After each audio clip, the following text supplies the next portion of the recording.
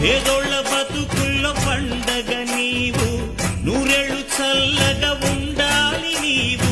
బ్రతుకు బరువై లేకున్న చదువు, చదువులమ్మకు అయినాడు గురువు.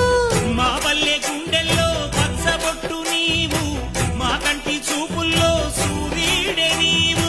ఈ పుణ్య ఫలము నీ తల్లి రుణమై సింహరాశిలో పుట్టినవయ్యా, జన్మభూమికి వన్నె తెచ్చినవయ్యా.